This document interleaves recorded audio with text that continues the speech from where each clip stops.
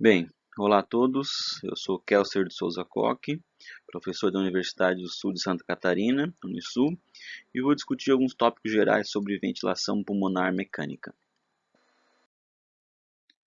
Então, primeiramente, é importante diferenciar os aspectos relacionados à ventilação espontânea e mecânica, lembrando que a ventilação espontânea é uma ventilação onde a musculatura gera uma pressão subatmosférica ou uma pressão negativa alveolar e com isso há um fluxo de ar entrando nos pulmões. Já a ventilação mecânica, a pressão é sempre positiva, então o fluxo de ar ele aumenta durante a inspiração e diminui na expiração, mas sempre positivo. Bem, pela pressão positiva nas vias aéreas e pela invasividade, podem ocorrer repercussões e complicações no sistema cardiorrespiratório. Entre elas, alterações hemodinâmicas, onde ocorre uma redução do débito cardíaco, onde a pressão positiva aumenta a pós-carga do ventrículo direito e esquerdo e reduz a pré-carga do ventrículo direito e esquerdo. Isso deve ser visto com cuidado em pacientes com droga vasoativa, visto que pode ocorrer uma redução da pressão arterial, mas já em pacientes com ICC, isso pode ser interessante, pois há uma redução do trabalho cardíaco. Também acontecem alterações ventilatórias, onde o manejo inadequado da pressão e volume podem ocasionar barotrauma, volutrauma ou atelectrauma e ainda hipo ou hiperventilação. Também o ajuste incorreto da FO2 pode ocorrer uma toxicidade, gerando radicais livres e, consequentemente, pneumonite.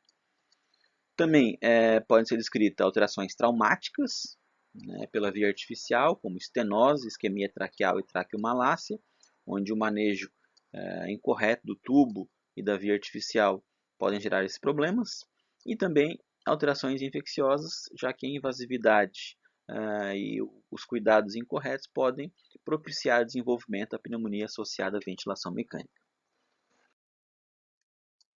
Em se tratando do ciclo ventilatório, ele pode ser dividido em 4 fases. A fase inspiratória, onde o respirador ele faz a insuflação pulmonar. A fase 2, que é a mudança de fase ou ciclagem, onde tem uma transição entre fase inspiratória e expiratória. A fase 3, que é a fase expiratória, onde ocorre o fechamento da válvula inspiratória e a abertura da válvula expiratória. E o sistema respiratório se equilibra com a pressão final do ventilador. E a fase 4, que é a mudança da fase expiratória para a fase inspiratória, chamada de disparo, onde o paciente ou o respirador inicia um novo ciclo ventilatório. Então, aqui ilustrando o ciclo ventilatório, trago uma simulação de ventilação mecânica, onde é demonstrado as curvas de volume, fluxo e pressão. Então, observem que a curva de fluxo, onde podemos demonstrar as 4 fases do ciclo ventilatório, a fase de disparo, a fase inspiratória, a fase de ciclagem e a fase expiratória. Observem que a fase inspiratória é positiva, indicando o sentido do ar entrando para o paciente. A fase expiratória é negativa, indicando um fluxo de ar saindo do paciente. Então, e as fases de disparo e ciclagem são os momentos de transição entre expiração e inspiração e expiração respectivamente. Então, observem que a curva de pressão ela aumenta na fase inspiratória, diminui na fase expiratória, mantendo sempre um valor positivo, e o volume ele aumenta quase linearmente até um valor máximo e depois diminui até zero. Com relação aos modos ventilatórios, vou apresentar os 3 mais utilizados: modo VCV, volume controlado, PCV, pressão controlada, e o PSV, pressão de suporte. O modo SINV, que é ventilação mandatória intermitente sincronizada, é um modo já em desuso, pois tem evidência que ele prolonga o desmame em pacientes dependentes da ventilação mecânica. Então, ele não será apresentado. No modo VCV, o ventilador fornece um fluxo definido até que se alcance um volume corrente determinado. Então, o volume corrente vai ser o fator de ciclagem. Então, observe nesse modo ventilatório, VCV, volume controlado, Os parâmetros pré-definidos são o volume em litros e o fluxo em litros por minuto. Então, neste caso, o volume 0,60 litros seria 600 ml e o fluxo 30 litros por minuto. Então, no modo VCV, volume controlado, existem alguns parâmetros que são ajustados e outros parâmetros que são secundários ou dependentes aos ajustes. Podemos observar, então, que o volume corrente e o fluxo inspiratório irão determinar a pressão de pico ventilatória, e a presença da pausa inspiratória irá evidenciar a presença de platô. Os outros parâmetros, como fração inspirada de oxigênio, FO2, a frequência respiratória mínima, a sensibilidade e a PIP, são parâmetros ajustados em qualquer modo assisto controlado. Então, a FO2 refere-se à mistura de oxigênio que o ventilador fornece para o paciente. A frequência respiratória mínima é o número de ciclos por minuto que o ventilador fornecerá para o paciente.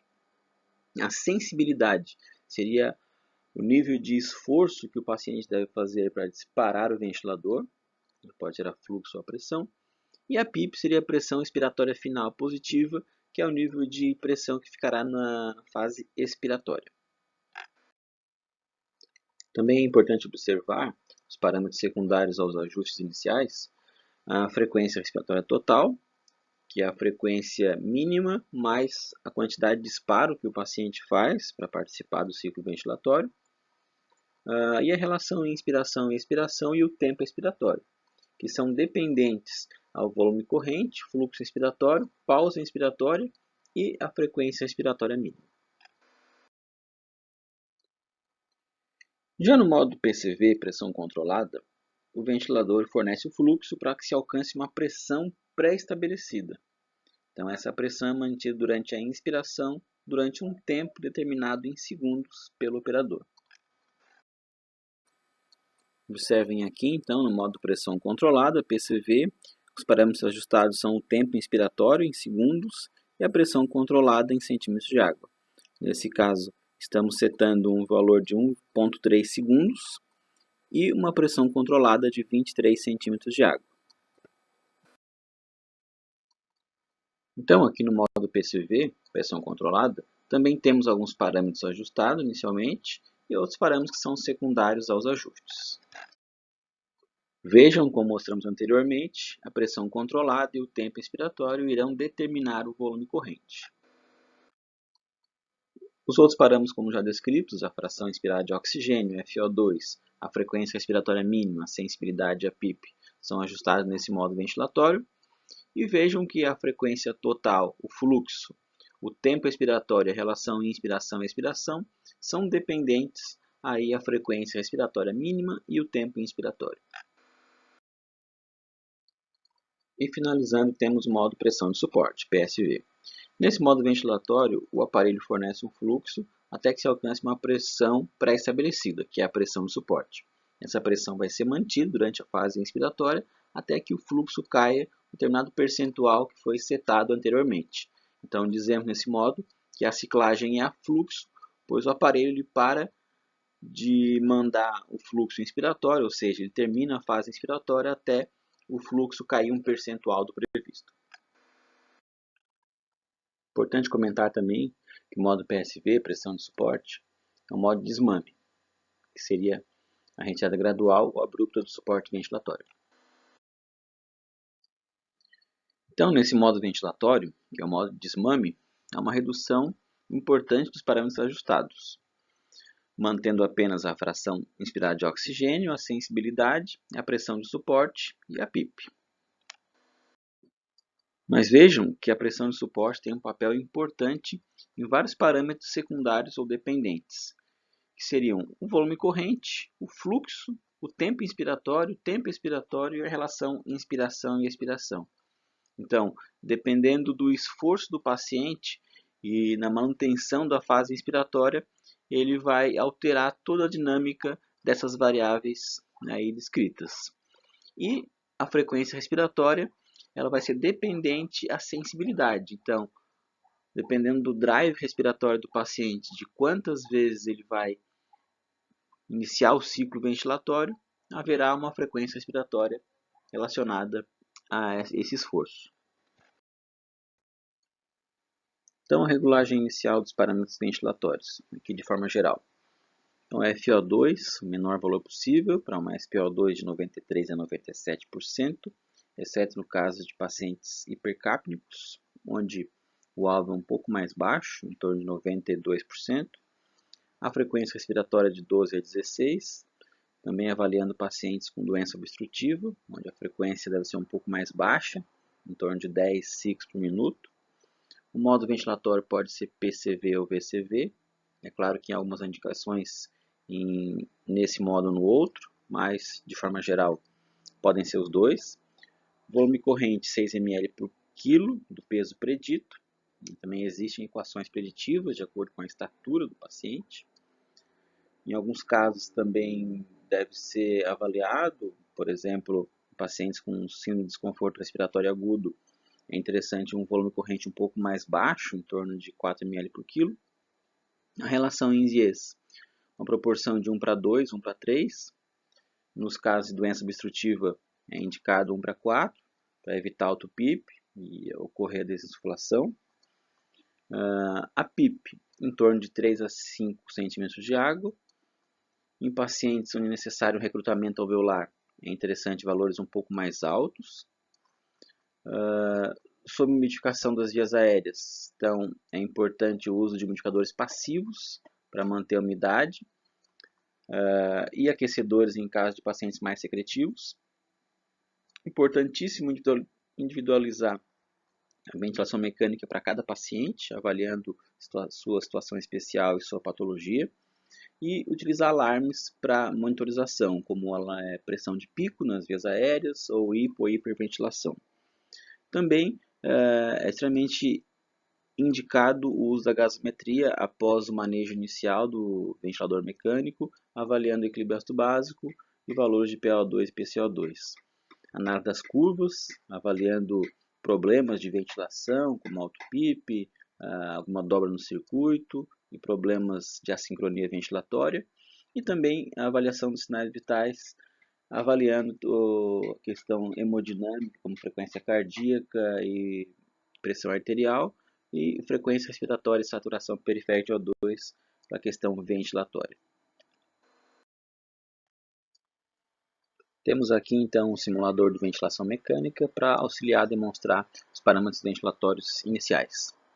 Aqui ao lado temos um monitor gráfico que demonstra as curvas de volume, fluxo e pressão.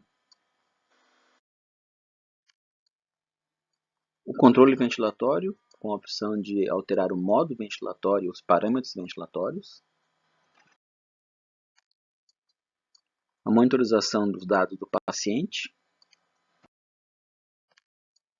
E os alarmes do aparelho.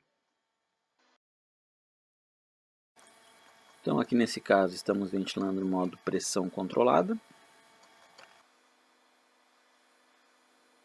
De 5 cm de água. Lembrando que a PIP é a pressão expiratória final positiva. É a linha de base na curva de pressão do gráfico. Demonstrada. E caso quiséssemos aumentar a PIP, essa linha de base também aumentaria. Vejamos. Então observem que a linha de base aumentou, indicando que o pulmão está um pouco mais recrutado. Vamos baixar o valor inicial.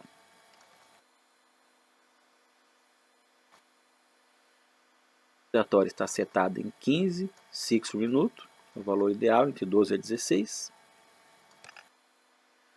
Pressão controlada, que seria a pressão de pico, nesse caso, está setada em 24 centímetros de água. Em alguns aparelhos, o valor da pressão ajustada é a pressão de distensão ou a pressão acima da PIP, ou também driving pressure. Nesse caso, nesse aparelho, a pressão é a pressão de pico. Então, lembrando que no modo pressão controlada, eu não consigo ajustar o volume corrente, mas sim a pressão, o volume é dependente. Então, imaginando que esse paciente tivesse um peso de 70 kg, o volume corrente ideal seria 6 ml por quilo. Então, 6 ml vezes 70, 420 ml. Observe que o valor do volume corrente está sendo oferecido 710 ml, 690 ml, com uma certa variação. Então vamos abaixar esse volume mexendo na pressão.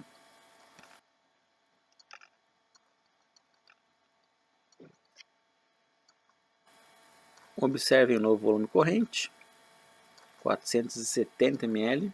Vamos baixar um pouco mais, até chegar em 420.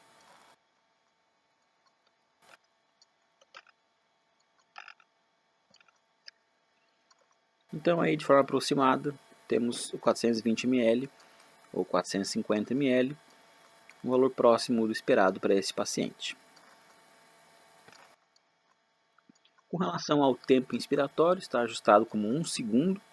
Observem que o tempo inspiratório e a frequência respiratória influenciam ou vão ajustar o parâmetro secundário, que seria a relação INS-IES.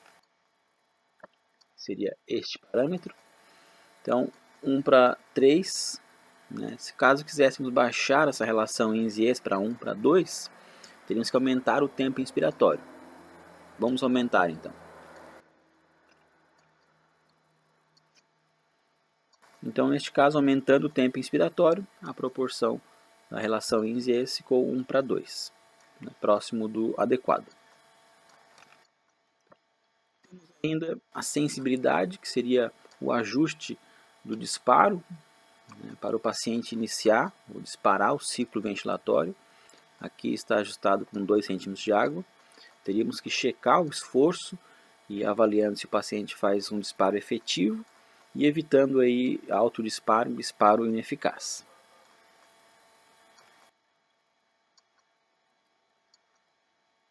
E ainda esse aparelho ele não apresenta um parâmetro importante, seria FO2. Então a FO2 seria ajustada de acordo com a SPO2 alvo, em torno de 93 a 97%.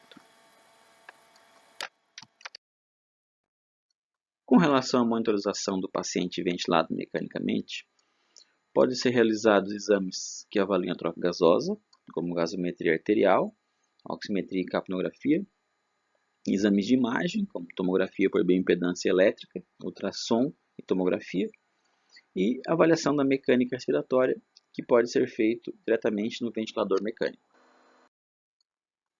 Gostaria de chamar a atenção aqui de um parâmetro importante para avaliação da oxigenação, que seria a relação PaO2-FO2. Esse indicador utiliza um parâmetro gasométrico, que é a PaO2, com um parâmetro ventilatório, que é FO2. Então, essa relação PaO2-FO2, ou simplesmente relação PF, consegue classificar distúrbio de oxigenação, extremamente importante para pacientes ventilados mecanicamente. Também uma aproximação desse valor, feita à beira do leito, seria a relação SPO2-FO2, feita com um parâmetro da oximetria, SPO2, e um parâmetro ventilatório, FO2.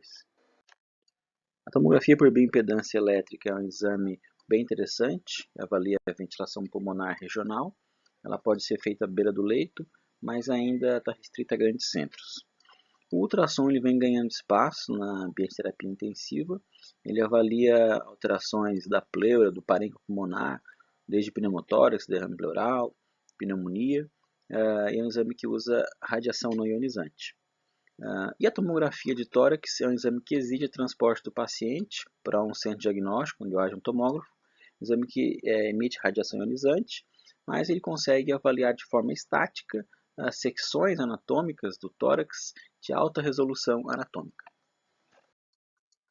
A mecânica respiratória também é uma avaliação importante, que pode ser feita à beira do leito, avaliando 2 parâmetros importantes, a complacência e a resistência do sistema respiratório. Falaremos na sequência. A complacência e a resistência são parâmetros relacionados à elasticidade do sistema respiratório e à resistência do fluxo aéreo, conforme pode ser visto pela equação do movimento. Então, a resistência é equacionada pela diferença de pressão pelo fluxo e a complacência seria o volume pela pressão. Nessa modelagem do ventilador mecânico e do sistema respiratório, podemos perceber o ventilador mecânico como uma bomba de pressão que vai gerar um fluxo. E esse fluxo, então, ele percorre resistores, que que seriam a resistência do circuito do paciente, tubo endotraqueal, a resistência das vias aéreas e a complacência dos pulmões e a complacência da parede torácica. Então temos um circuito aí de resistores e capacitores em série e em paralelo, que demonstra basicamente o funcionamento e a dinâmica da ventilação mecânica. De forma prática, podemos avaliar a mecânica respiratória no modo volume controlado, uma pausa inspiratória, onde a pressão de pico menos a pressão de platô, esse delta de pressão representa a pressão resistiva, e a pressão de platô menos a PIP representa a pressão elástica.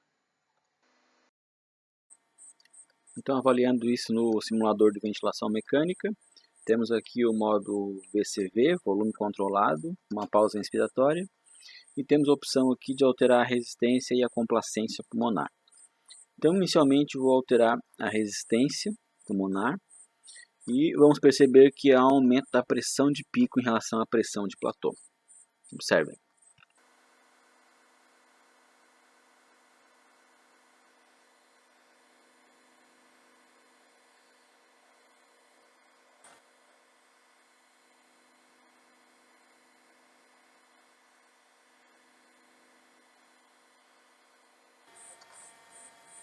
Então vejam que de forma prática podemos observar o delta de pressão em relação à pressão de pico e platô, e uma simples inspeção da curva de pressão podemos avaliar um aumento da resistência das vias aéreas. Agora, analisando a complacência pulmonar, mesma situação, mesmo modo volume controlado, com pausa inspiratória, com uma redução da complacência pulmonar, veremos um aumento da pressão de platô em relação à PIP. Observe.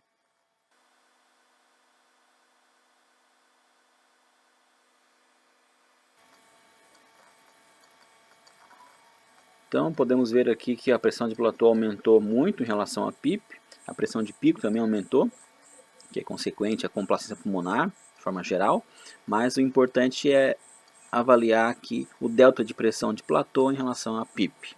Então, uma simples checagem na curva de pressão pode demonstrar o estado de complacência pulmonar. É claro que com um equacionamento conseguimos avaliar os valores aí de complacência e resistência do sistema respiratório do paciente. E estas são algumas referências utilizadas nessa apresentação. Um abraço, até a próxima.